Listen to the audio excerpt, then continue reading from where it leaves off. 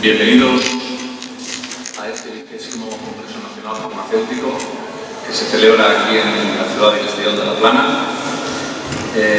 Antes de continuar con esta conferencia, en esta mesa redonda inicial, os voy a pedir, por favor, que nos levantemos y guardemos un minuto de silencio por nuestro compañero y amigo Paco Moratal, recientemente fallecido en Valencia.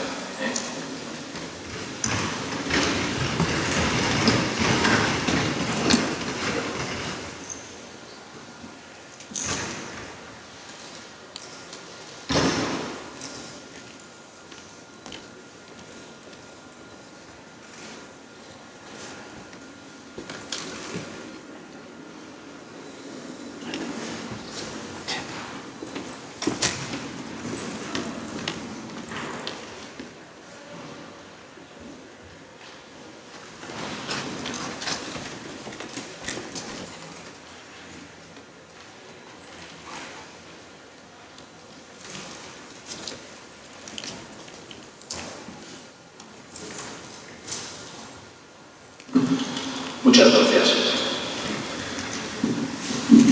Bueno, me pide la organización también que antes de meternos en tarea, que os recuerde que tenemos una aplicación, una app, para seguir todas las incidencias del Congreso, tanto a nivel de ponencias como para poder interactuar con los ponentes. Habrá diferentes mesas redondas donde podremos votar en directo y hacer encuestas online con los temas que se estén haciendo en las mesas. Y bueno, nos metemos ya directamente en materia. Tenemos nuestra primera mesa redonda, nuestra innovación es tu salud. Para ella contamos con dos ponentes de primer nivel, Julio Sánchez Fierro y Praxedes Cruz, que luego os presentaré. Nada, esta primera mesa simplemente lo que pretende es hacer un nexo de unión entre lo que fue el 19º Congreso Nacional Farmacéutico, exitoso 19º Congreso Nacional Farmacéutico de la ciudad de Córdoba, con el esperanzador 20º Congreso Nacional de la ciudad de Castellón. Vamos a tratar y valorar todo aquello que hablamos en Córdoba a través de la declaración de Córdoba y ver qué es lo que hemos conseguido desde aquella declaración hasta el día de hoy. Y también nuestros ponentes nos hablarán sobre qué futuro nos espera a partir de este momento en el que estamos, qué vías tenemos para explorar de cara a lo que nos viene y en qué actualidad nos encontramos. Para ello, como os he dicho, contamos con Praxedes Cruz Padilla, que es licenciado en farmacia, diplomado en óptica y acústica audiométrica por la Universidad de Santiago de Compostela, técnico ortopédico por la Universidad de Barcelona, ex-tesorero del Colegio Oficial de Farmacéuticos de Córdoba, aljama de plata, máxima distinción que concede el Colegio de Farmacéuticos de Córdoba. En la actualidad es su presidente y también es vicepresidente del Consejo General de Colegios Oficiales de Farmacéuticos. Y sin nada más, os dejo con él y sus palabras. Buenas tardes a todos.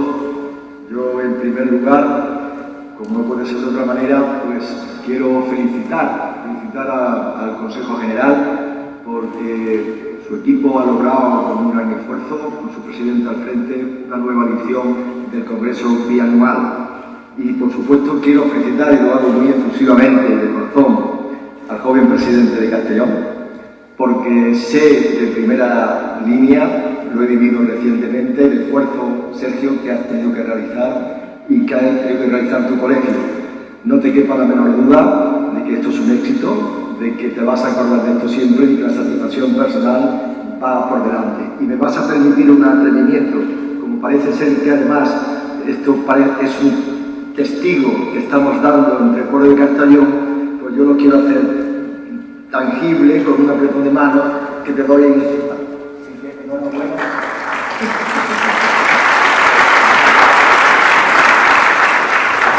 Bien, agradezco la licencia que me han permitido. Bien, el objetivo de mi ponencia, mi intervención, como decía Sergio, es enlazar dos periodos, dos puntos importantes de nuestra historia, que son el Congreso de Córdoba del 14 y el Congreso de Castellón que empezamos a celebrar. Servir de hilo conductor de lo que ha pasado en estos 2 años, y para eso lo que haré, seguiré un poquito de un guión, si funciona, esto es, seguiré un índice en el sentido siguiente, nos pondré en situación de cómo estaba la farmacia al principio, antes del Congreso de Córdoba, y qué ha pasado a partir del Congreso de Córdoba, teniendo como hilo conductor la Declaración Córdoba. Creo que ese es el mejor guión que puedo utilizar, y acabaré con unas conclusiones. Muy bien, bueno, pues la farmacia del siglo, de primera década del siglo, era una farmacia que yo la he representado ahí como una farmacia estable, potente, de bonanza, como todo el país, vivíamos una bonanza económica, y la farmacia no era ajena a esa situación. Algún nubarrón, si tuvimos, aquello tan motivado que no quiero ni recordar, que superamos bien, pero después, desde el punto de vista económico, marchábamos. Incluso alguna cosa puedo decir, que en mi comunidad la prescripción por principio activo focalizó a la industria, la oficina de farmacia, la dejó de las consultas médicas, y algunos acuerdos de conciertos nos llevaron a un periodo de estabilidad económica. Pero empieza el siglo ya en la segunda década, y empiezan a aparecer una serie de decretos, que yo se los he ido leyendo ahí, los que todos conocéis, 8-2010, 9-2012, 16-2012, en fin, una cantidad de decretos importantes que hacen que la farmacia tome otra actitud. La farmacia en ese momento, a partir del año 10-11, es una farmacia que está desorientada, que hay pesimismo, con la viabilidad económica muy comprometida, aparecen conceptos como el concepto B, y es una farmacia inestable, una farmacia desconfiada, sin rumbo. Y es importante, y lo decía un paisano mío, Lucian Neo Séneca, que si no se conoce el rumbo, ningún viento será favorable. El Consejo General, en el año 12, toma la iniciativa y, con un trabajo importantísimo, consigue en síntesis, después de muchas reuniones y muchos seminarios, convocar a toda la profesión, y a partir de ahí se empiezan a hacer una tormenta que se llama hoy de ideas, que da fruto mediante una síntesis, y parte de esa síntesis tengo aquí a uno de los culpables, mi querido Julio, que de una forma magistral reúne en un decálogo lo que se vino a llamar documento o declaración Córdoba. Para mí fue un honor en que en mi ciudad se diera a la luz este documento, y que el servidor, además, de una forma que no esperaba, le di voz en aquella tarde para mí inolvidable de Córdoba del año 14. Bien, la Declaración Córdoba es el rumbo, la Declaración Córdoba es la síntesis, es el objetivo, es la aspiración de la farmacia, lo que la farmacia quiere ser, pretende ser en esta etapa nueva, donde ser una farmacia de servicio, una farmacia asistencial, una farmacia que el eje del paciente sea el eje sobre el que gire toda nuestra atención y toda nuestra prestación farmacéutica. Bien, pues yo ahora intentaré que, siguiendo ese decálogo, esos 10 puntos, esas 10 aspiraciones o compromisos, ¿qué ha pasado en esos 2 años con esos compromisos? Es cierto que lo hemos hecho de una forma muy densa, quizás un poco desordenada, quizás haga falta ahora, y el Congreso es magnífico para crear unas estrategias, pero lo que sí es cierto es que no nos hemos quedado quietos. La farmacia se ha innovado, se ha evolucionado y ha entendido el rumbo de la Declaración Córdoba. En el primer punto es el de avanzar en la participación. No lo veo bien, pero bueno, ya iba a hablar, me voy a ir un poquito, si no me importa.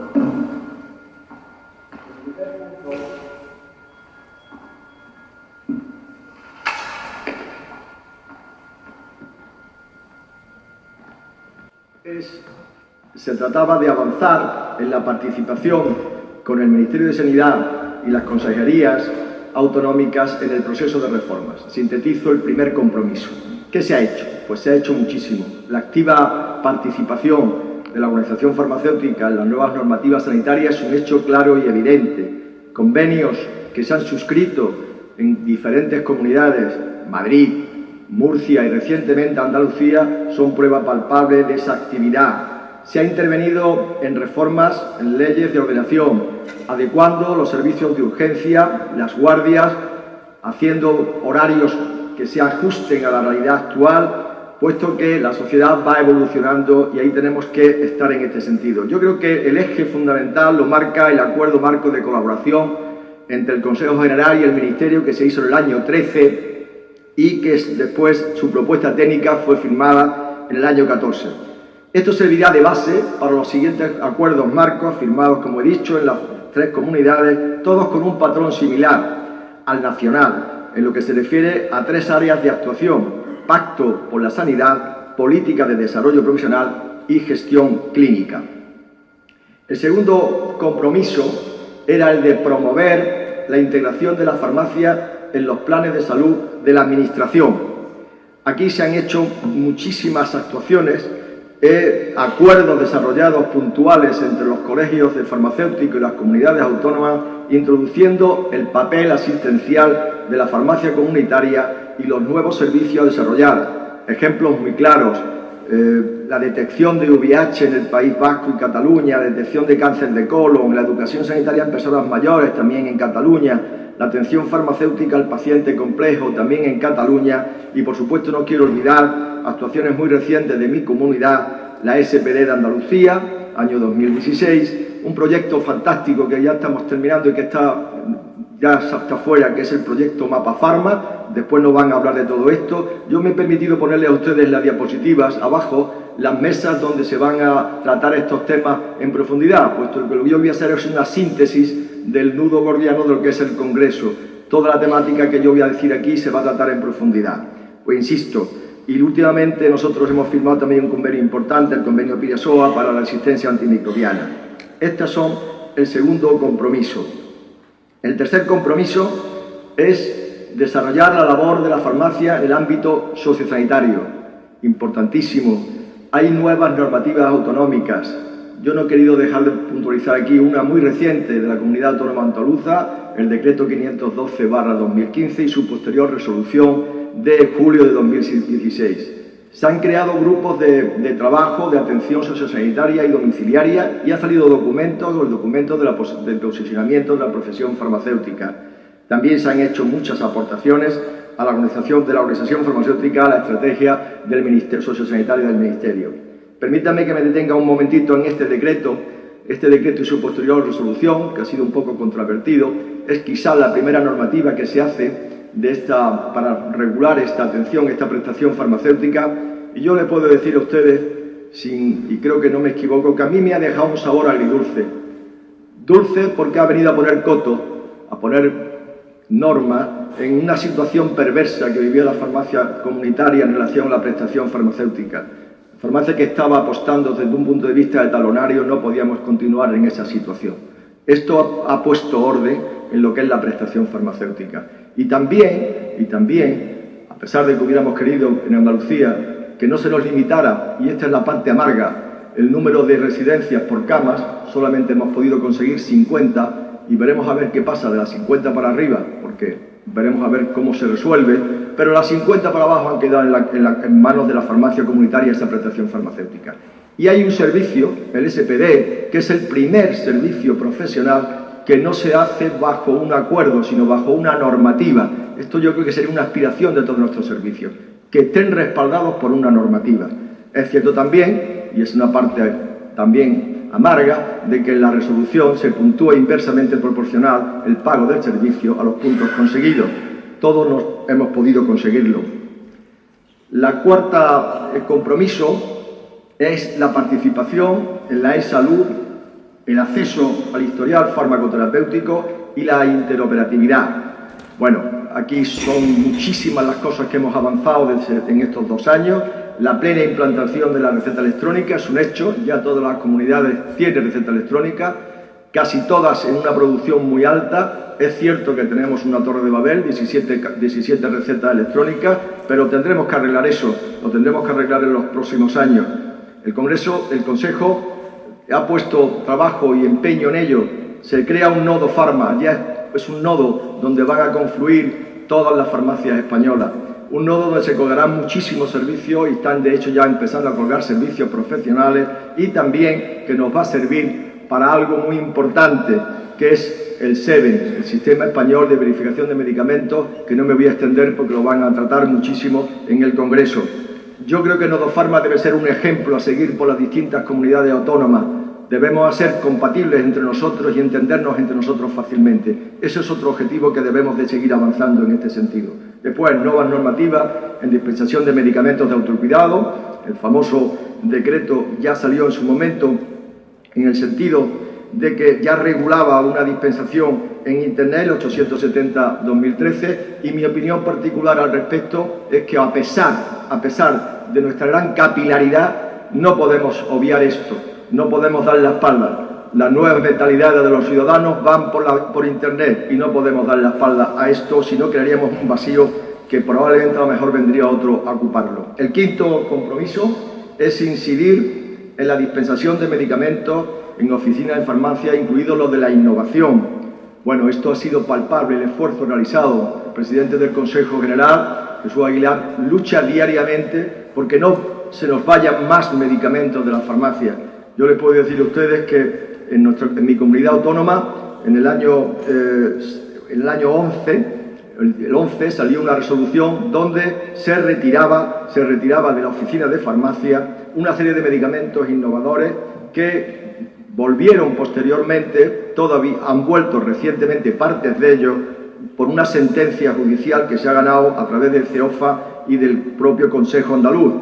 Pero también es cierto que posteriormente, al 11, que fue cuando actuó la Junta de Andalucía, sí hay una resolución estatal del 2013, de septiembre de 2013, que, bajo reserva de singularidad, sigue evitando que esos medicamentos que son nuestros, que son de dispensación en farmacia, vayan al hospital. Esto es una lucha que tenemos que ganar, pero la tenemos también que ganar con nuestra formación. Son medicamentos que van a necesitar de una gran información y un gran conocimiento por parte del farmacéutico, pero la lucha está ahí. El sexto punto es mantener ante la Administración nuestro modelo, un modelo basado fundamentalmente en dos pilares esenciales: la planificación y la titularidad-propiedad. Estos son los dos grandes pilares que sostienen nuestro modelo, junto con el sistema de distribución. A mi juicio, son los tres grandes pilares que se siguen manteniendo el modelo que queremos y por el que peleamos. La puesta en valor es evidente. Constantemente se va poniendo a través de actuaciones que creemos en este modelo y que apostamos por este modelo. Este modelo es el pilar y en esto no podemos flaquear nada en absoluto. Y ser coherentes también. El séptimo compromiso era promover el desarrollo profesional continuo y la adaptación de la formación de grado a la práctica profesional. Bien, es fundamental que haya una coordinación entre lo que aprendemos en la universidad y lo que vamos a realizar después. Hay que transformar esto. Se está trabajando con las universidades para la adaptación de la formación a las nuevas necesidades asistenciales. Hay grupos de trabajo creados para ello de desarrollo profesional de la Organización Farmacéutica Colegial. El octavo punto era fomentar los procesos asistenciales y el desarrollo de los servicios profesionales. Bien, ahí hemos avanzado una barbaridad. Los nuevos proyectos de investigación en farmacia comunitaria, como proyectos Consigue, Adhiérete, Concilia, IBP, implantación de servicios como Adfarma y nuevos procedimientos en las buenas prácticas de farmacia comunitaria, así como clasificaciones de los servicios profesionales asistenciales. Yo aquí quiero detenerme un momentito, muy corto, para decir la gran labor que hace en este sentido el Foro de Atención Farmacéutica en Farmacia Comunitaria, que ya en el año 15, el año pasado, ya consensuó una definición de lo que era un servicio profesional farmacéutico asistencial, y también hizo una clasificación en dos grandes grupos, uno de servicios de atención farmacéutica y otro denominado de servicios relacionados con la salud comunitaria. Y además se acuerda un listado no exhaustivo ni excluyente de servicios profesionales que permitirá incorporar nuevas propuestas que surgirán de iniciativas, y aquí voy a hacer un pequeño paréntesis, que están surgiendo como setas. Yo os puedo decir que, por ejemplo, en mi colegio, un farmacéutico rural, pues me venía a plantear un nuevo servicio que está desarrollando. Le ha llamado acompañamiento terapéutico y lo basa en el papel tradicional que como consejero, confidente y asesor realiza el farmacéutico en la rebotica de su oficina de farmacia, contribuyendo a la salud a través de ese bienestar no solamente físico, sino también mental en ese aspecto. Bien, es una idea, habrá que verificar esto, habrá que acreditarlo y, perdonad, termino muy rapidito. El noveno es impulsar la coordinación y la colaboración entre los farmacéuticos comunitarios, atención primaria de hospitales y otros profesionales sanitarios. Hemos hecho muchas cosas, el programa Concilia, más nutridos, talleres de prácticas colaborativas con farmacéuticos, médicos y enfermeros. Este es un punto importante, tenemos que trabajar en equipo y esto es fundamental. El 10º punto es promover el respaldo institucional y político y establecer alianzas estratégicas.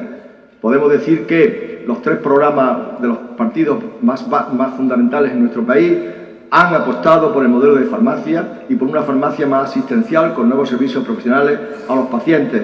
Y hay un gran respaldo de los pacientes a nuestro modelo. Esto es fundamental, que sigamos con esos convenios con las asociaciones de pacientes. Y termino, moderador, querido Sergio, termino con unas conclusiones. Y también alguna puede ser considerada no conclusión, sino reflexión. La primera conclusión sería que la farmacia española está inmersa en un proceso de innovación y actualización siguiendo el rumbo marcado en el documento Córdoba. La segunda conclusión sería que la Organización Farmacéutica Colegial, desde el año 12, está impulsando el desarrollo definitivo de la farmacia asistencial en España. El tercero conclusión sería que las 4 áreas sobre las que debemos seguir trabajando son competencia y desarrollo profesional, gestión clínica, sostenibilidad y práctica colaborativa. El cuarto es que los nuevos servicios profesionales farmacéuticos asistenciales, que junto con los clásicos de dispensación, indicación y seguimiento farmacoterapéutico, deben ser verificados, protocolizados y acreditados.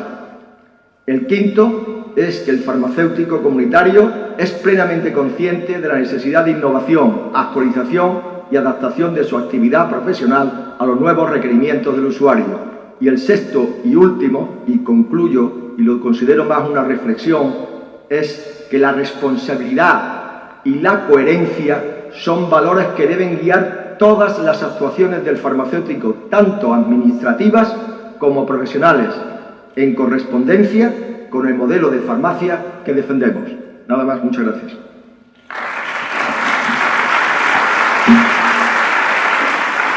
Muchas gracias, por la capacidad de síntesis.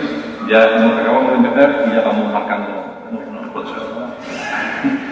Muchísimas gracias a todos.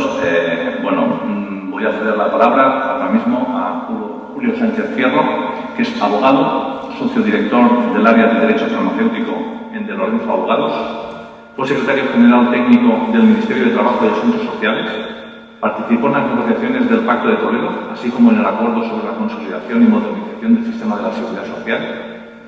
Fue miembro de la Comisión Ejecutiva Nacional del INSALUD y subsecretario del Ministerio de Sanidad y Consumo y miembro de la Comisión de Sanidad del Congreso de los Diputados. Participó en la elaboración de las Leyes Generales de Sanidad, de Garantías y uso racional de los medicamentos y productos sanitarios y de la dependencia. Fue distinguido en 2014 con la medalla del Consejo General de Colegios Oficiales de Farmacéuticos, que somos los organizadores de este evento. Nada más. Julio, te dejo la palabra.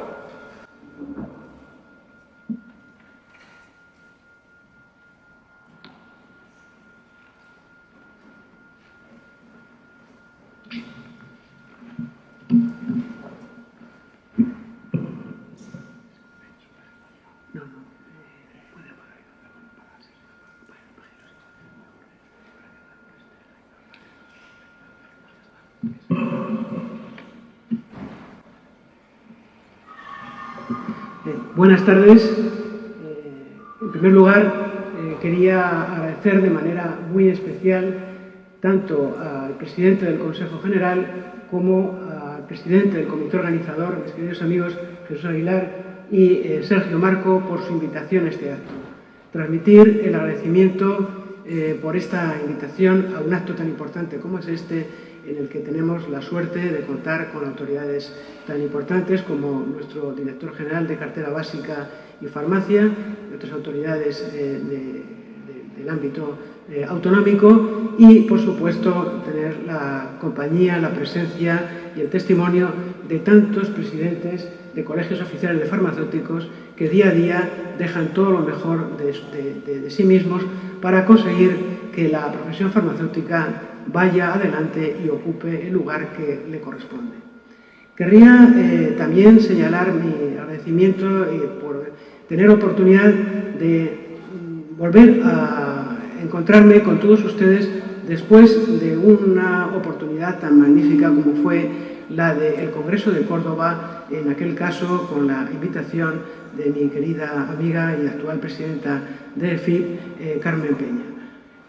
Esta ocasión de Castellón es una ocasión excelente para tomar de una parte el testigo de lo mucho y bueno que se dijo en Córdoba, de las cosas positivas a las que se ha referido mi buen amigo Práxedes, logradas desde el año 2014 hasta nuestros días, y sobre todo para insinuar, porque el tiempo no perdona y es muy limitado, algunas líneas de situación y de futuro para la farmacia y la profesión farmacéutica.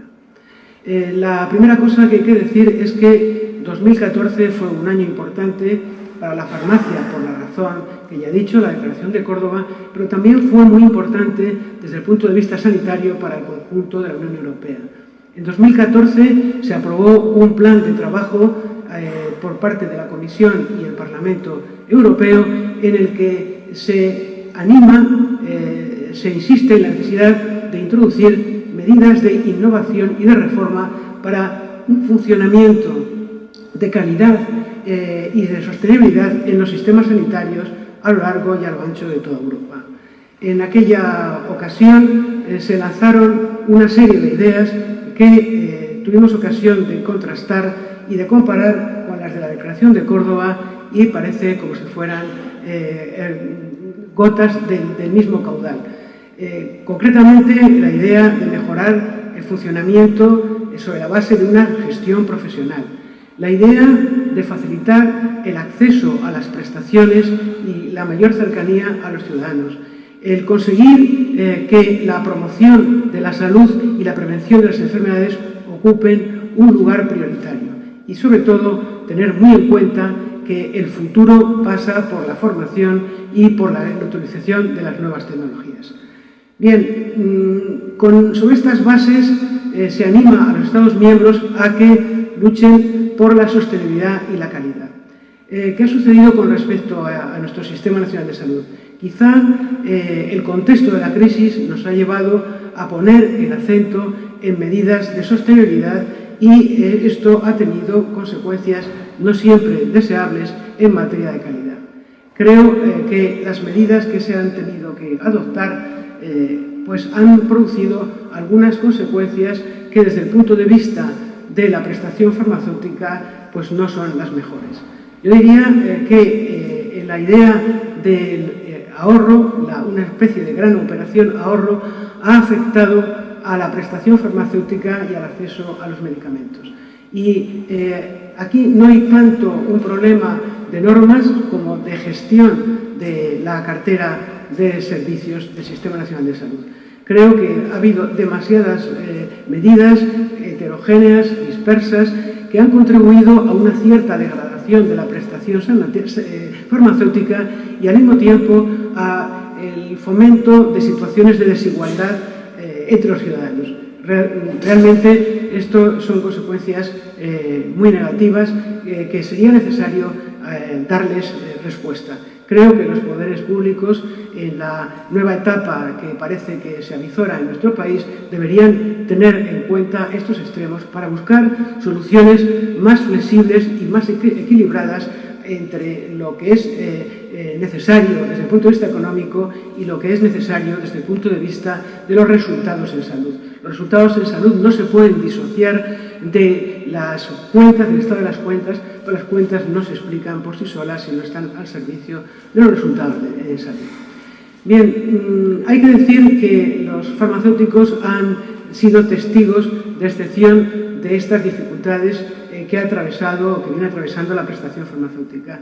Y yo creo que sería importante que en esa etapa que se va a iniciar, que esperemos que se inicie pronto, las iniciativas dispersas, variadas, podríamos decir hasta las ocurrencias, quedaran a un lado y se abriera paso, por fin, ese añorado pacto de Estado por la sanidad. Creo que nos daría a todos un marco de futuro y de desarrollo que es por completo necesario desde la perspectiva del sistema, pero sobre todo desde la perspectiva de los pacientes y de los ciudadanos en general. La farmacia, en un contexto de un posible pacto para el futuro, evidentemente está en situación de poder aportar no solamente ideas y experiencias, que son muchas a lo largo de siglos enteros, sino sobre todo una voluntad de colaborar con las distintas estructuras y niveles del propio Sistema Nacional de Salud. Creo que esa aportación debería ser bienvenida y, en todo caso, yo animo a que este Congreso sirva para poner al día esas posibles aportaciones ante un eventual diseño de un diálogo constructivo en el orden político, institucional y social para la sanidad. Tendría que señalar también a este respecto que es cierto que ha habido etapas mejores que las actuales, pero evidentemente la nostalgia no sirve para mucho. Creo que lo importante es ser conscientes del presente que tenemos y sobre todo del futuro que tenemos delante de nosotros y por el que tenemos que trabajar y esforzarnos. Ese futuro tendría que construirse sobre la base de mucho diálogo y de mucha perseverancia. Mucho diálogo con todas las instituciones, con todos los agentes que operan dentro del mundo sanitario y con el conjunto de la sociedad. Se decía en Córdoba, y bueno es recordarlo, que para la farmacia es fundamental contar con las alianzas de los distintos sectores sociales, profesionales, que concurren, todos ellos en favor de un interés común, que es un fortalecimiento del Sistema Nacional de Salud, un futuro para el Sistema Nacional de Salud que esté al abrigo de vaivenes y de circunstancias. Esa idea de pacto y de acuerdo, traducida al detalle, yo creo que nos debería llevar a pensar que muchas de las cosas positivas y buenas para construir esa farmacia asistencial por la que se viene trabajando y por la que se viene hasta suspirando, requiere no solamente voluntad de diálogo y de acuerdo, que también, sino sobre todo también tener el apoyo y el respaldo de normas jurídicas adecuadas. Hay servicios, hay actividades, hay líneas de trabajo que están en este momento probablemente en el limbo jurídico, con todos los riesgos que ello supone. Es importante acordar, pero es importante que los acuerdos se sustenten en las normas estatales o autonómicas, según los casos, para no tener luego sorpresas desagradables.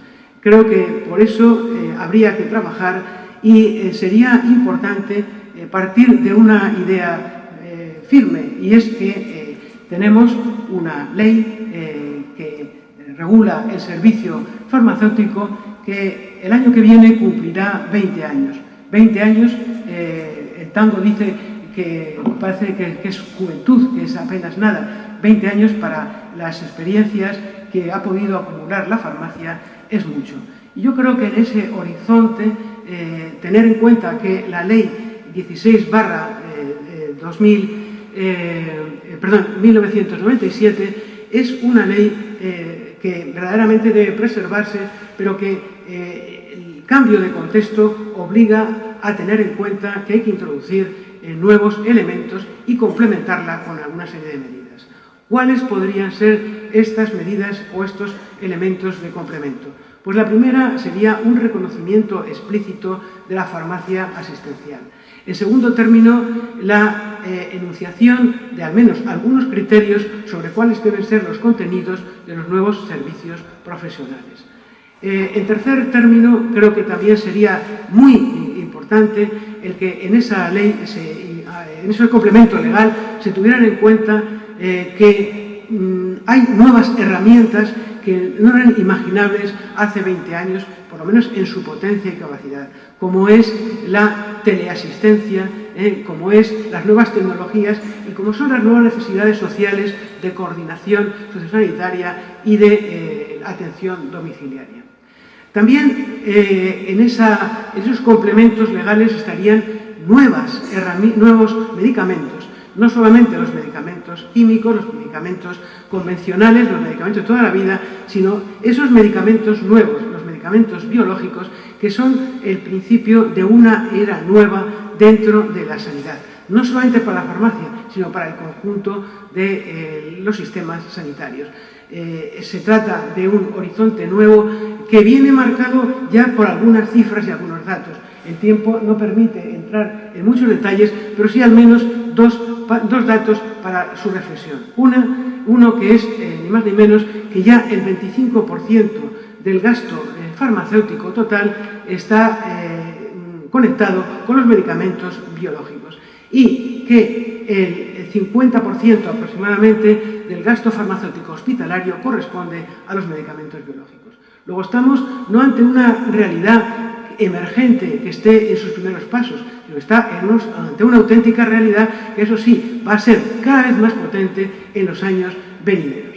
Para ello, para gestionarlo, hace falta no solamente voluntad, que esa seguro que la hay, sino también incidir en la formación y en la capacidad de gestión de un escenario que es nuevo. También esa ley podría ayudarnos a evitar que se produjeran salidas del canal de dispensación de farmacéutica, de la farmacia comunitaria, pues diversos medicamentos que al hilo de la crisis han salido de ella. Sería bueno recuperar las cosas a su ser y por ello habría que trabajar. Quizá algunos criterios estables vendrían bien y serían muy bien recibidos.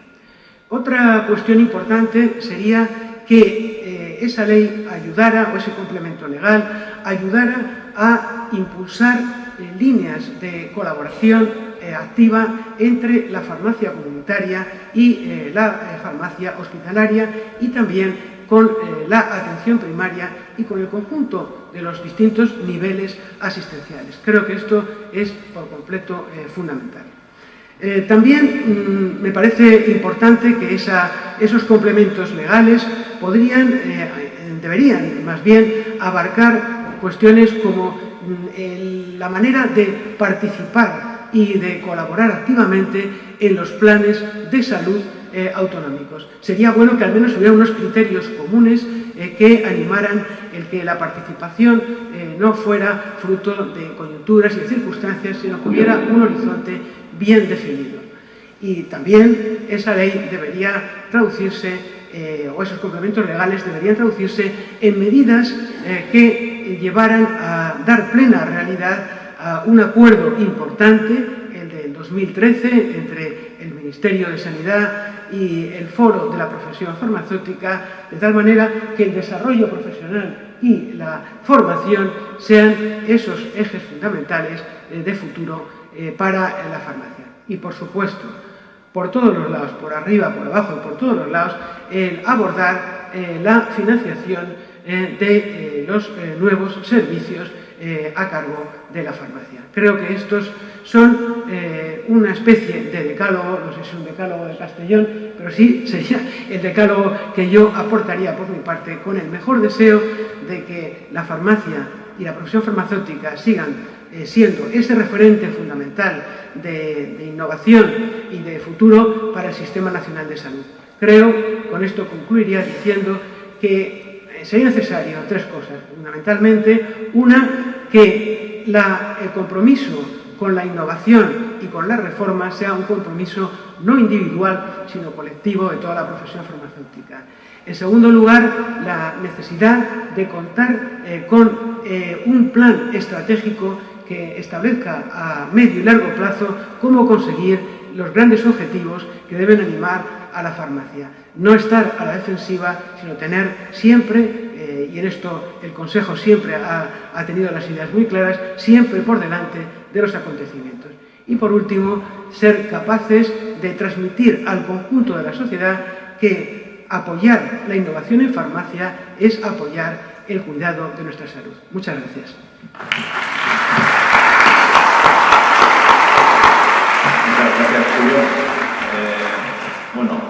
Creo que ha quedado un poco bastante claro cuál ha sido la travesía desde el Congreso de Córdoba hasta el Congreso de Castellón. Hemos visto cuál fue la declaración de Córdoba y los hitos, uno por uno, lo que hemos sido capaces de conseguir y lo que nos queda todavía con la intervención de Praxedes, y con la intervención de Julio, pues para mí nos abren nuevos caminos que entre todos debemos de luchar y debemos de perseguir y pelear. Fundamentalmente destacaría que debemos de intentar recuperar cuanto antes los medicamentos que hemos perdido, que antes teníamos en el canal, hacer sostenible la farmacia abordando la financiación de los nuevos servicios que todos estamos trabajando, potenciar la participación de la farmacia y del farmacéutico en las estructuras sanitarias y sociosanitarias, y hacer de los medicamentos biológicos una nueva frontera o una nueva barrera para trabajar en el pro de la profesión farmacéutica. Muchísimas gracias a los dos por vuestra participación y muchas gracias a todos.